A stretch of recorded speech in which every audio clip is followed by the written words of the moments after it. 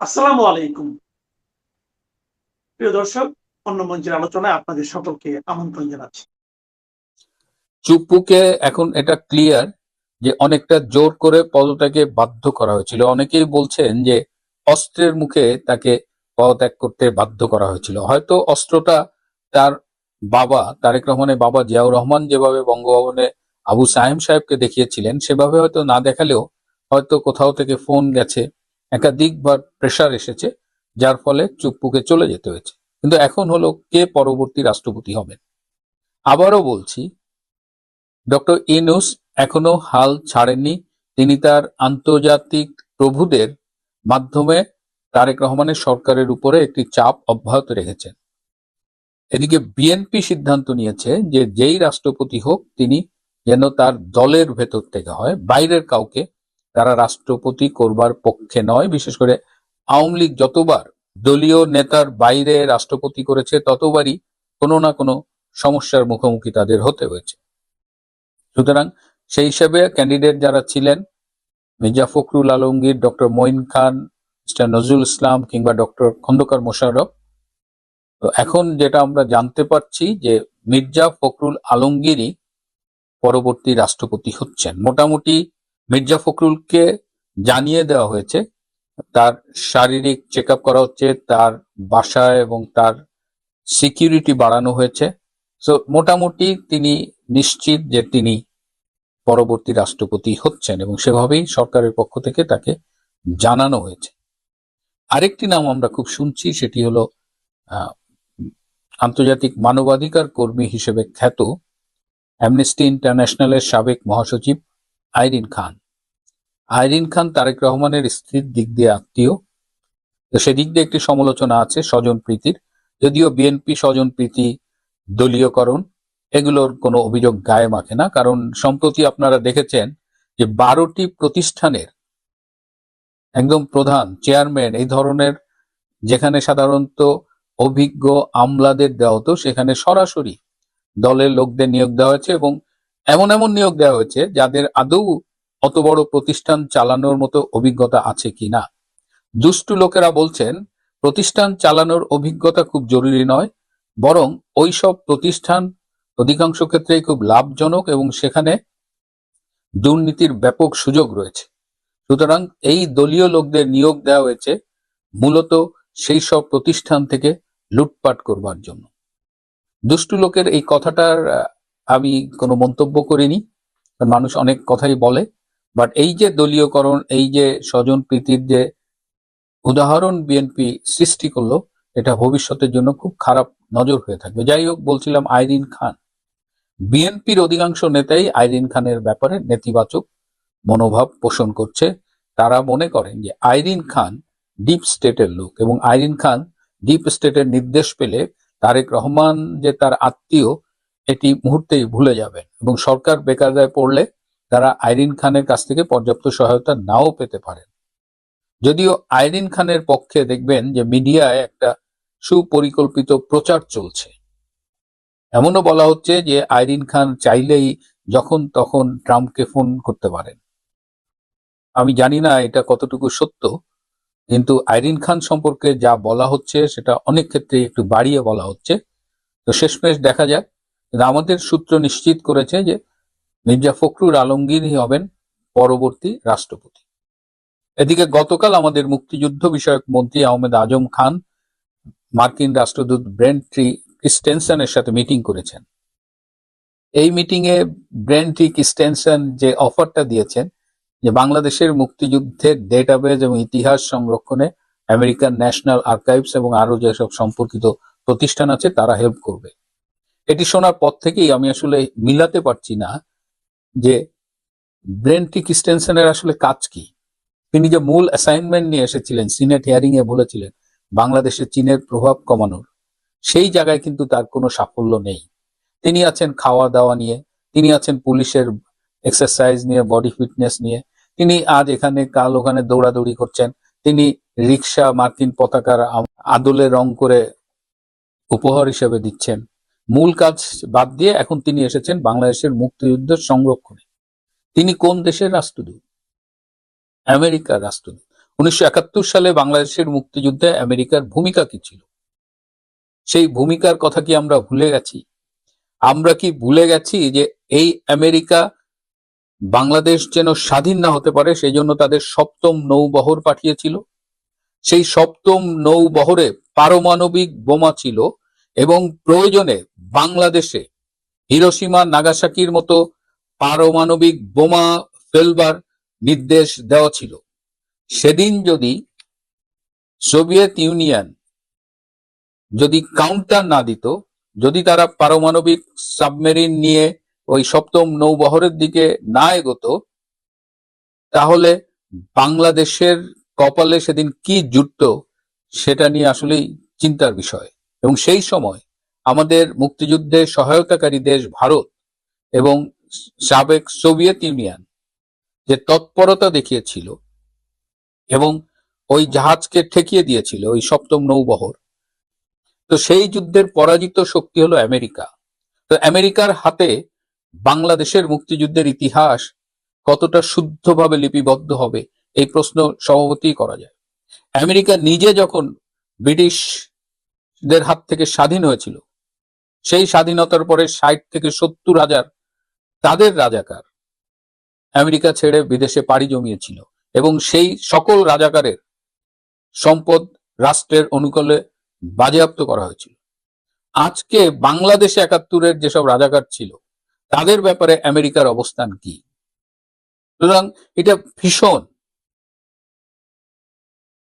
মানে একটা উদ্ভট ব্যাপার যে বেশি দামে গম বেচতেছে, বেশি দামে এলএনজি বেচতেছে, তাতেও হচ্ছে না। এখন বাংলাদেশের মুক্তিযুদ্ধের ইতিহাস বিকৃতি করার নতুন প্রকল্প নিয়ে নেমেছেন এই কাজে কর্মে ব্যর্থ মার্কিন রাষ্ট্রদূত।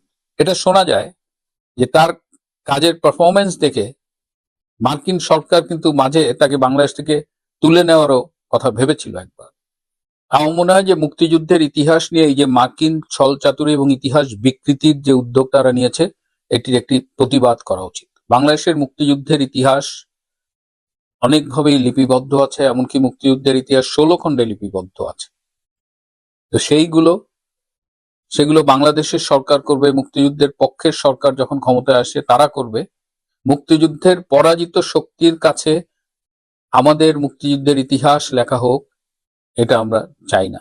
ট্রাম্প কি ধীরে ধীরে বুঝতে পারছেন যে তার ভারতবর্ষ এবং বাংলাদেশকে ঘিরে যে নীতি, সঙ্গে মায়ানমার, সেই নীতি ভারতবর্ষকে চটিয়ে হবে না। ভারতবর্ষকে অস্থির করার চেষ্টা করেছেন বাংলাদেশকে নিয়ে, বাংলাদেশকে দিয়ে বলা যায়। অন্যদিকে ট্যারিফ, তারপর রাশিয়ার তেলের কেনার ওপরে তার একেবারে অত্যাধিক ট্যারিফের সেই হুঙ্কার, কখনো 100%, কখনো 500%। দেখছে কোনো দিকে কোনো লাভ হচ্ছে না। চীনের দিকে ভারত না ঝুঁকলেও কাছাকাছি একটা ভারত চীন সম্পর্ক তৈরি হচ্ছে, কারণ বর্ডার ডিসপুটটা মিটে গিয়েছে। কিন্তু চীনও কি থেমে আছে? আন্তর্জাতিক কূটনীতিতে কেউ কিন্তু নিজের জমি এক বিন্দু ছাড়ে না, চীন তো ছাড়েই না। ভারতও সঙ্গে সঙ্গে লেগে আছে। এখন আগে আমি আমেরিকার কথাটা বলে দিই। আমেরিকার আমাদের রাষ্ট্রদূত যিনি সার্জিও গোর, তিনি সম্প্রতি বলেছেন ট্রেড নেগোসিয়েশন যে তার হচ্ছে না ভারতের সঙ্গে, একটা ডিডলক হয়ে আছে। এত যে G7 তেল পারলেন, my great friend, a tough negotiator, great man বলে ট্রাম্প যে এত সুখ্যাতি করলেন, হ্যান্ডশেক ছাড়া তো গলায় গলায় তো মেলা হলো না। অর্থাৎ মোদিজি ওই বলেছিলেন একবার অবিশ্বাসের পাত্র হয়ে গেলে মোদিজি আর বিশ্বাস করবেন না। যেমন বিএনপিকে আর বিশ্বাস করছেন না। আমি বলি না, কূটনীতিতে প্রতি মুহূর্তে খেলা চেঞ্জ হচ্ছে। এখন ভারতকে খুশি করার জন্য ট্রাম্প উঠে পড়ে লেগেছে। তিনি ভারত আসার ইচ্ছা প্রকাশ করেছেন G7 এর মিটিংয়েই, পার্শ্ব বৈঠকে। ভারত হ্যাঁ না কিছুই বলেনি, একটা আমন্ত্রণ পত্রও পাঠায়নি যে আপনি আসুন। এবারে আসি চায়না প্রসঙ্গে। চায়না ভারতের সঙ্গে সম্পর্ক ভালো রাখার চেষ্টা করছে, পাশাপাশি বাংলাদেশের সঙ্গে নানান রকম চুক্তি করছে। সেটা আপনার তিস্তা ব্যারেজ হোক, আপনার ফাইটার জেট হোক, আপনার এডি সিস্টেম হোক, নানান রকম সমঝোতা পত্র তৈরি হচ্ছে। এটা না আমেরিকা ভালো চোখে দেখছে, না ভারত ভালো চোখে দেখছে। ভারত মুখে কিছু বলে না। ভারত কি করেছে, গ্রেট নিকোবর আইল্যান্ড, যেটা মালাক্কা স্টেট, তার একেবারে কাছাকাছি, সেই মালাক্কা স্টেটের কাছাকাছি গ্রেট নিকোবরে ভারত কি করছে শুনুন। ভারত মহাসাগরে নিজের ক্ষমতা বাড়াতে এবং দেশের অর্থনৈতিক প্রতিরক্ষা মজবুত করতে ভারত সরকার গ্রেট নিকোবর এবং লাক্ষাদ্বীপের মতো দূরবর্তী দ্বীপগুলিতে প্রায় 9 থেকে 10 বিলিয়ন ডলারের বিশাল অঙ্কের অর্থ লগ্নি বা বিনিয়োগ করছে। এই বিনিয়োগের মূল লক্ষ্য দ্বীপগুলির পরিকাঠামো উন্নত করা এবং আঞ্চলিক নিরাপত্তা জোরদার করা। মূল উন্নয়ন প্রকল্পসমূহ গ্রেট নিকোবর মেগা প্রকল্প প্রায় 9 বিলিয়ন মার্কিন ডলার, মানে হচ্ছে আপনার 90,000 কোটি টাকার একটা প্রকল্প হাতে নেওয়া হয়েছে। এখানে কি থাকছে, ট্রান্সশিপমেন্ট পোর্ট, মালাক্কা প্রণালীর কাছে একটি বিশাল কন্টেনার টার্মিনাল, বিমানবন্দর, বিদ্যুৎ, একটি গ্রিনফিল্ড আন্তর্জাতিক বিমানবন্দর এবং গ্যাস ও সৌর বিদ্যুৎ কেন্দ্র তৈরি করবে। লাক্ষাদ্বীপে পর্যটন কেন্দ্র করবে এবং লাক্ষাদ্বীপে যেটা প্ল্যানে আছে সেখানেও একটা সমুদ্র বন্দর করা হবে, যেটা এখানে উল্লেখ করা নেই। কৌশলগত পরিবেশ প্রভাব কি পড়বে, মালাক্কা প্রণালীর কাছাকাছি অবস্থান হওয়া একটি সামুদ্রিক বাণিজ্যের নজরদারি এবং দেশের সুরক্ষা ব্যবস্থায় সাহায্য করবে। এই যে মালাক্কা প্রণালী আছে না, এই মালাক্কা প্রণালী হচ্ছে ভারতের একেবারে গ্রেট নিকোবরের একেবারে সামনে 100 কিলোমিটারের দূরে। আর চীন বলে রেখে দিয়েছে যে এই মালাক্কা প্রণালী হচ্ছে আমাদের রেড লাইন। মালাক্কা প্রণালী দিয়েই একমাত্র চীনের জাহাজ বেরোতে পারে।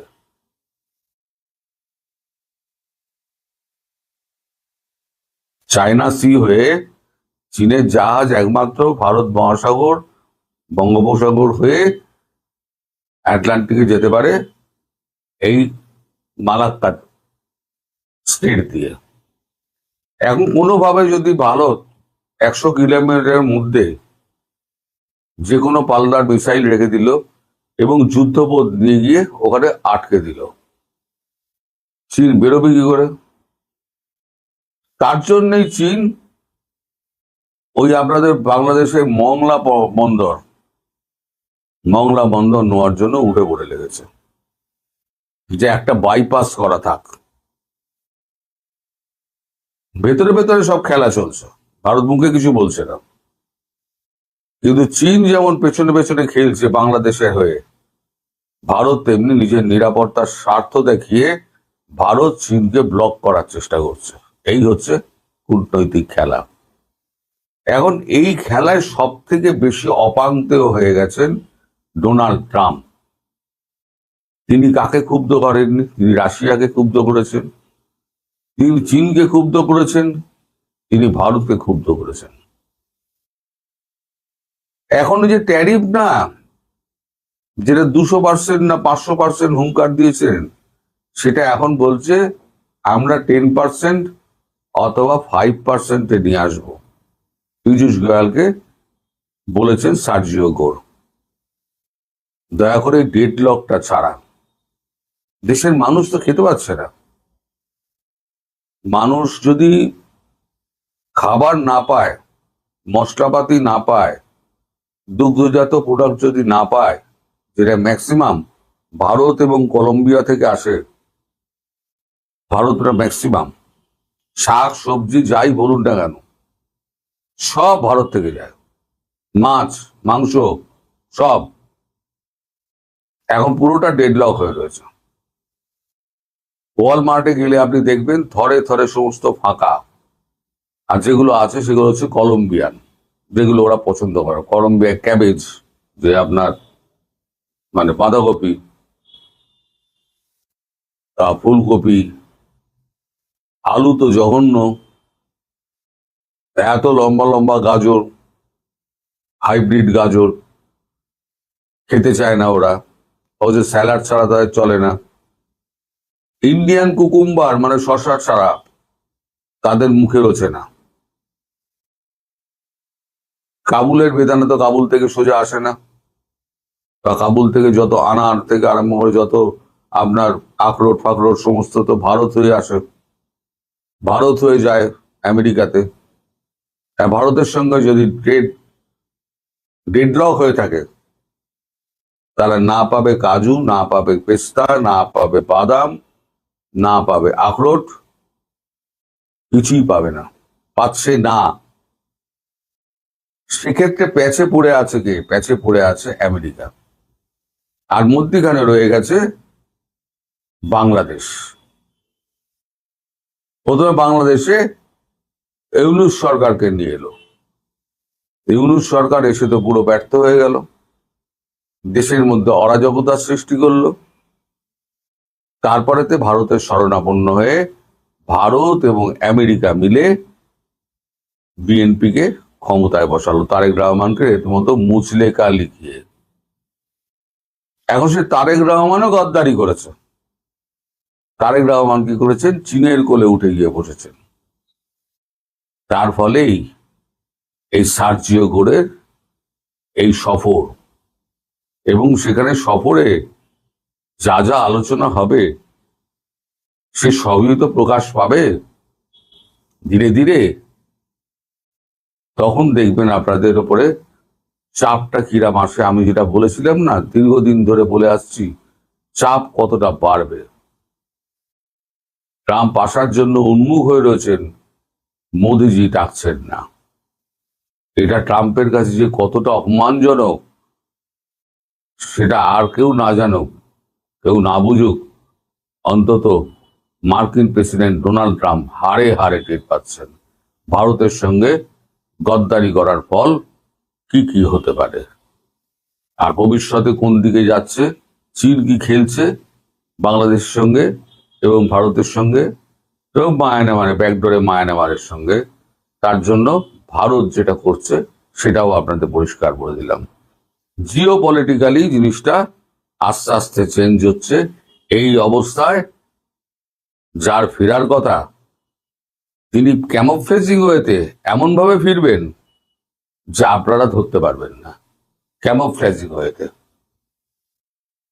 সেটা কি আমি নিজেও জানি না। সব জায়গায় হাত দিতে গিয়ে সরকারকে নিজের হাত পুড়িয়ে ফেলতে যাচ্ছে। 32 যুগ্ম সচিবকে এক ঝটকায় বাধ্যতামূলক অবসর। প্রশাসন, পুলিশ কিংবা সেনাবাহিনী বাদ যাচ্ছে না কোনো ক্ষেত্রেই। কিন্তু প্রশ্ন হলো, সরকার কি সব জায়গায় হাত দিতে গিয়ে নিজের হাতে পুড়িয়ে ফেলবে? আর 2018 রাতের ভোটের পর 2026 আগের দিনের ভোট, তাহলে আজকের কর্মকর্তাদের ভবিষ্যৎকে, আজকে যারা 2026 নির্বাচনে দায়িত্ব পালন করেছে তাদের কি হবে? শেষ কোথায় এই ভয়ঙ্কর পরিস্থিতির? দর্শক, আপনারা জানেন যে গতকালকের ঘটনা, 32 যুগ্ম সচিবকে বাধ্যতামূলক অবসরে পাঠানো হয়েছে। হ্যাঁ, ঠিকই শুনেছেন, এক আদেশে বাধ্যতামূলক অবসরে পাঠানো হয়েছে সরকারের 32 জন যুগ্ম সচিব পর্যায়ের কর্মকর্তাকে। কিন্তু কারা এই কর্মকর্তা, কি ছিল তাদের অপরাধ, অনুসন্ধানে দেখা যাচ্ছে বাধ্যতামূলক অবসরে পাঠানো এই কর্মকর্তাদের অনেকে 2018 সালের বহুল আলোচিত ও বিতর্কিত জাতীয় নির্বাচনের সময় বিভিন্ন জেলায় ডিসি বা জেলা প্রশাসক হিসেবে দায়িত্ব পালন করেছিলেন এবং দীর্ঘদিন ধরে তারা জনপ্রশাসন মন্ত্রণালয়ে ওএসডি বা বিশেষ ভারপ্রাপ্ত কর্মকর্তা হিসেবে অলস বসেছিলেন। শেষ পর্যন্ত তাদের চাকরি হারিয়ে গেল। তবে ঘটনা কেবল জনপ্রশাসনের এই 32 জন যুগ্ম সচিবের মধ্যেই সীমাবদ্ধ নেই। আপনি যদি পুরো প্রশাসনিক ব্যবস্থার দিকে তাকান তবে দেখতে পাবেন প্রশাসন, পুলিশ কিংবা সামরিক বাহিনী কোনো খাতই কিন্তু বাদ যাচ্ছে না। একের পর এক পদচ্যুতি, বাধ্যতামূলক অবসর এবং বরখাস্তের ঘটনা ঘটে চলেছে। বিশেষ করে আমাদের সশস্ত্র বাহিনী বা সেনাবাহিনীতে মাঝে মধ্যেই শোনা যাচ্ছে নানা চাঞ্চল্যকর কাহিনী।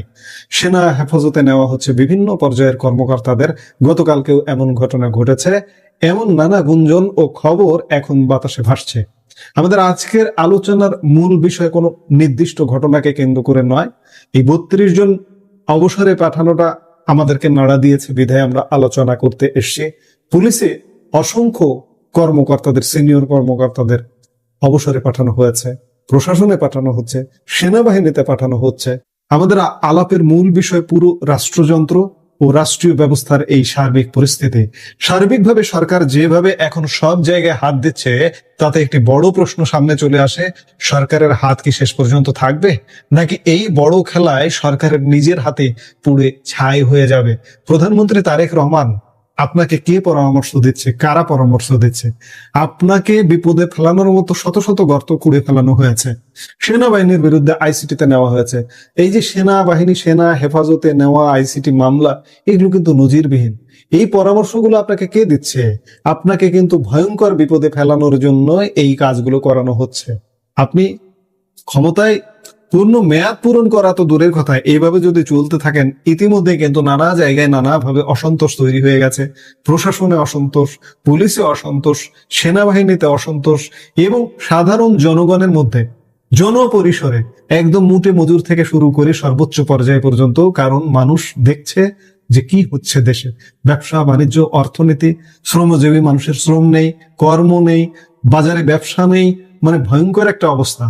এই ভয়ঙ্কর অবস্থার মধ্যে এই যে রাষ্ট্রযন্ত্র যারা চালায়, আইন শৃঙ্খলা, প্রশাসন, তাদেরকে যেভাবে হেনস্থা করা হচ্ছে, পরিস্থিতি কিন্তু ভয়ঙ্কর হবে।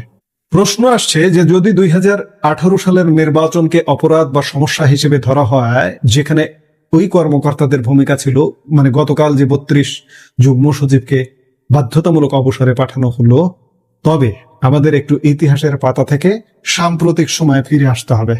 আমরা সবাই জানি 2018 সালের নির্বাচনকে সাধারণ মানুষ ও বিশ্লেষকরা ব্যাখ্যা করেন রাতের ভোট হিসেবে। আর সেই নির্বাচনে দায়িত্ব পালন করার অপরাধে বা সহায়তার দায়ে যদি আজ এত বছর পর কর্মকর্তাদের চাকুরি হারাতে হয়, তবে 2026 সালের 12 ফেব্রুয়ারি অনুষ্ঠিত নির্বাচনকে আমরা কি বলবো? যে 2026 সালের 12 ফেব্রুয়ারি নির্বাচনে বিএনপি ক্ষমতায় এলো, সেই নির্বাচনকে তো সাধারণ মানুষ বলছে আগের দিনের ভোট, অর্থাৎ ওটা ছিল রাতের ভোট। এটি আরো অ্যাডভান্স, আরো নগ্নভাবে ভোট কারচুপি করা হয়েছে আগের দিনের ভোট হিসেবে। আজকে যারা দায়িত্ব পালন করছেন তাদের কি হবে? আসলে কর্মকর্তা, কর্মচারীরা যারা দায়িত্ব পালন করেন, তারা যখন যে ক্ষমতায় থাকে সেই সরকারের দায়িত্ব পালন করেন। সরকারের দায়িত্ব যদি ওই কর্মকর্তা না পালন করেন তাহলে তো তার সমস্যা হবে, তিনি চাকরি করতে পারবেন না। আজকে এত বছর পর ওই সময় কি করেছে সেটির খেসারত হিসেবে তাদের চাকরিচ্যুত করা হচ্ছে। আজকে যারা 26-এর নির্বাচনে আপনাকে ক্ষমতায় এনেছে তাদের কি হবে? এইভাবে যদি চলতে থাকে তাহলে একটা রাষ্ট্রযন্ত্র আসলে চলতে পারে না। একদিকে 2018 রাতের ভোট, অন্যদিকে 2026-এর আগের দিনের ভোট। তাহলে নৈতিকতার মানদণ্ডটা আসলে কোথায় গিয়ে দাঁড়ালো? এখানেই উঠে আসে সবচেয়ে বড় ও উদ্বেগজনক প্রশ্নটি। 2026 সালের এই নির্বাচনে যে প্রশাসনিক ও পুলিশ কর্মকর্তারা দায়িত্ব পালন করলেন কিংবা সরকারকে নির্বাচনে জেতাতে সাহায্য করলেন, তাদের ভবিষ্যৎ আসলে কি? আজ যারা 2018 সালের ভোটের অজুহাতে চাকরি হারাচ্ছেন, কাল যখন আবার ক্ষমতার পট পরিবর্তন হবে বা অন্য কোনো পরিস্থিতি তৈরি হবে, তখন কি 2026-এর কর্তাদের ভাগ্য একই হবে? তারাও কি একইভাবে বলির পাঠা হবেন? সব মিলিয়ে দেশে এবং রাষ্ট্রযন্ত্রের ভেতরে যা চলছে তা অত্যন্ত সংকটময় এবং এক কথায় ভয়ঙ্কর। প্রশাসন একটি দেশের মেরুদণ্ড, পুলিশ আইন শৃঙ্খলার প্রতীক, আর সশস্ত্র বাহিনী একটি সার্বভৌম রাষ্ট্রের নিরাপত্তার শেষ ভরসা স্থল। যখন এই তিনটি সংবেদনশীল ও মৌলিক জায়গায় একসঙ্গে এত বড় অস্থিরতা তৈরি হয়, তখন সাধারণ মানুষের মনে চরম আতঙ্ক ও অনিশ্চয়তা তৈরি হওয়াটাই স্বাভাবিক। একদিকে গণছাটায় ওএসডি এবং চাকরিচ্যুতই, অন্যদিকে সেনা হেফাজতে নেওয়ার মতো থমথমে ঘটনা। এই সব কিছুর ইঙ্গিত দিচ্ছে যে রাষ্ট্রযন্ত্রের ভেতরকার ভারসাম্য বা ভারসাম্যের রাজনীতি মারাত্মকভাবে ক্ষতিগ্রস্ত হচ্ছে। সরকার হয়তো কঠোর হাতে সব নিয়ন্ত্রণ করতে চাইছে কিংবা একটি বলয় তৈরি করতে চাইছে, কিন্তু ইতিহাস বলে রাষ্ট্রের সব প্রতিষ্ঠানের ওপর একসঙ্গে চাপ প্রয়োগ করতে গেলে এবং প্রতিশোধের রাজনীতি চালু করলে এক সময় পুরো শাসন ব্যবস্থায় ভেস্তে যাওয়ার ঝুঁকিতে পড়ে। দর্শক, আমরা কোনো নির্দিষ্ট দলের পক্ষ বা বিপক্ষের কথা বলছি না, আমরা বলছি একটি স্বাধীন ও গণতান্ত্রিক রাষ্ট্রের কাঠামোগত সুরক্ষার কথা। 18 রাতের ভোটের কর্মকর্তাদের যদি আজ খেসারত দিতে হয়, তবে 26-এর আগের দিনের ভোটের কর্মকর্তারাও কাল নিরাপদ থাকবেন না। এই চক্র যদি চলতেই থাকে, তবে সরকারি আমলা ও আইন শৃঙ্খলা বাহিনীর সদস্যরা রাষ্ট্রকে সেবা না দিয়ে শুধু শাসক দলকে সেবা দেওয়ার প্রতিযোগিতায় নামবেন এবং সত্যিকার অর্থে ভবিষ্যৎ প্রজন্ম, মেধাবী প্রজন্ম বাংলাদেশের প্রশাসন, পুলিশ, আর্মি, সেনাবাহিনী, সশস্ত্র বাহিনীতে আসলে চাকরি করবে কিনা, করতে আসবে কিনা, নাকি দেশ ছেড়ে চলে যাবে, এটি কিন্তু ভাবনার বিষয়। হাজারবার ভাববে যে এখানে চাকরি করতে গেলে একটা পর্যায়ে এই কাজ হতে পারে, এই শাস্তি পেতে হতে পারে, তাহলে কেন চাকরি করবে? সব মিলিয়ে যা চলছে তা সত্যি এক ভয়ঙ্কর রূপ নিচ্ছে। এখন একটাই প্রশ্ন পুরো দেশবাসীর মনে, যে এর শেষ কোথায়? রাষ্ট্র কি তার এই অস্থিরতার ঘূর্ণিপাক থেকে বের হতে পারবে, নাকি এই সার্বিক রাজনৈতিক ও প্রশাসনিক আগ্নেয়গিরি পুরো ব্যবস্থাটাকে গ্রাস করে ফেলবে? তারেক রহমান যেভাবে দেশ চালাচ্ছেন, 6ষ্ঠ মাস চলছে, এই 6ষ্ঠ মাসে তারেক রহমানের জন্য হয়তো একদম হলফ করে বলছি যে একটা ভয়ঙ্কর পরিস্থিতি অপেক্ষা করছে। কারণ চারিদিকে হাত দিতে গেলে হাত কিন্তু পুড়ে যাবে, সেদিকেই যাচ্ছে তারেক রহমানের সরকার। এই মুহূর্তে ভিডিও থেকে বিদায় নিতে চাই। ফেঞ্চুগঞ্জের এই ঘটনাটা আসলে এই ভিডিওটা উনি এরকম ভিডিও আরো অনেক করেছেন, সেটা হলো শিক্ষামূলক। ওনার কিন্তু ওনার পেজে যদি আপনি যান, আপনি দেখতে পাবেন যে উনি ছাত্রছাত্রীদেরকে নাচের মাধ্যমে অঙ্ক শিখাচ্ছেন। হ্যাঁ, তিনি বিভিন্ন ভাবে ছাত্রছাত্রীদেরকে অনুপ্রাণিত করে, এবং তিনি কিন্তু গত বছর, খুব সম্ভবত গত বছরই শ্রেষ্ঠ শিক্ষিকা হয়েছেন ওই। হ্যাঁ, তো এই ঘটনাটা আসলে প্রথম হলো কি, যে উনি অগোচরে ছিলেন। অল অফ এ সাডেন যুক্তরাজ্য প্রবাসী একজন, নাম হলো, ওর নাম কি ইমন, নাম হলো, আপনি যদি ওর নাম হলো কি বলে, যুক্তরাজ্য প্রবাসী আসিফ ইকবাল ইরন। আসিফ ইকবাল উনি যুক্তরাজ্যে থাকেন। উনি ফেঞ্চুগঞ্জ প্রতিদিন নামে একটা পত্রিকার সম্পাদকও বটে, ঠিক আছে। এই ফেঞ্চুগঞ্জ পত্রিকার এই প্রতিদিন পত্রিকাতেই এই ব্যঙ্গ করে এবং এই নাচ নাকি অশ্লীল এগুলো বলে এই যুক্তরাজ্য প্রবাসী এই যুবক ইরন, আসিফ ইকবাল ইরন, তিনি এটা প্রথম তাকে ব্যঙ্গ করে এখানে, এবং সেই সাথে বট বাহিনী, মানে জঙ্গি জামাত বাহিনী, যেগুলো মৌলবাদী যারা আছে, এরা তার পিছনে লেগেছে। লাগার পরে শেষ পর্যন্ত যেটা হয়েছে, এটা বাংলাদেশের জন্য একটা, আমি মনে করি যে 2024-এর পরে বাংলাদেশের যে জঙ্গিদের যে আস্ফালন, সে আস্ফালনের প্রতি মানুষ কিন্তু জবাব দিয়েছে এই ফেসবুকেই। বহু মানুষ তার পক্ষে দাঁড়িয়েছে, যেটা আমরা 24-এর পরে একটা প্রথমবার একটা দেখতে পেলাম যে মানুষ মৌলবাদীদের অপছন্দ করে। এই প্রথম আসলো যে মৌলবাদী আচরণ। একটা লোক, সে যুক্তরাজ্যে থাকে, সে প্রতিদিন নাইট ক্লাবে গিয়ে অর্ধনগ্ন মেয়েদের সামনে গিয়ে কিন্তু মদ্যপান করতেছে, নাচতেছে, ডান্স করতেছে। তার চোখে এত সুন্দর একজন মহিলা, যিনি সামান্য দুটো গান তার জন্য, বিনোদনের জন্য তিনি গিয়েছেন বা গানের মধ্যে অভিনয় করেছেন, নাচছেন, এটা তার কাছে কিন্তু অশ্লীল লাগতেছে। কিন্তু সে কিন্তু যুক্তরাজ্যে থেকে কিন্তু ওই সমস্ত অশ্লীল কর্মকাণ্ডের সাথে সে জড়িত আছে। খোঁজ নিয়ে দেখেন। আর কিছু না হোক, প্রত্যেকদিন সকালবেলা যে সামারের সকালবেলা যে নারীদের দিকে উনি তাকান, পাশের বাড়ির দিকে তাকান, সামনের দিকে তাকান, সেটা ওনার কাছে কিন্তু অশ্লীল লাগে না।